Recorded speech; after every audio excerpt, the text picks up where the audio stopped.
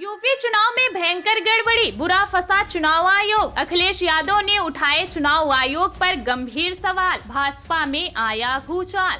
बता दें, उत्तर प्रदेश के अंदर 403 विधानसभा सीटों पर वोटिंग हुई और वोटिंग के बाद जो रिजल्ट आया वो सबको चौंका के रख दिया। ज्ञात हो कि बीजेपी के खाते में 255 और अकेले समाजवादी पार्टी के खाते में 111 सीटें गई थी। वहीं अन्य पार्टियों को मिला दे तो ये आंकड़ा और ज्यादा हो जाता है। लेकिन गौर करने वाली बात तो यह है कि समाजवादी पार्टी सिर्फ 3.5 लाख वोटों से ही पिछड़ी थी। और अब इस मामले में समाजवादी पार्टी के मुखिया अखिलेश यादव ने चुनाव आयोग और चुनाव धांधली और वेबसाइट पर अपलोड न किए गए डेटा को लेकर चुनाव आयोग को आड़े हाथों लिया है। दरअसल यूपी के समाजवादी पार्टी के प्रमुख अखिलेश यादव ने राज्य की बीजेपी सरकार पर भी जमकर निशाना साधा। उन्होंने चुनाव आयोग की कार्यप्रणाली पर भी सवाल खड़े किए हैं।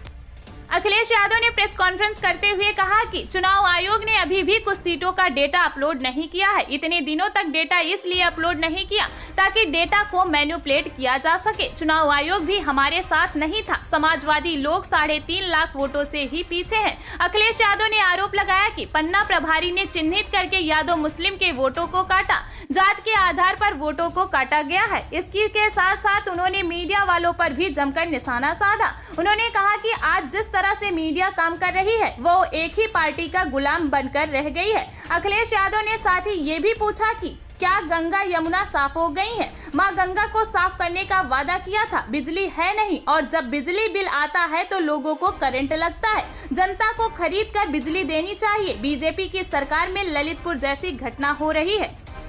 साथ ही अखिलेश यादव ने कहा कि बीजेपी लोकसभा चुनाव से पहले कुछ भी करेगी। बीजेपी जानती है कि 2023 में ऐतिहासिक परिणाम आएगा। अखिलेश यादव ने कहा कि आजम खान साहब के साथ अन्याय हुआ है। हम सब आजम खान का इंतजार कर रहे हैं कि वो जेल से बाहर आए।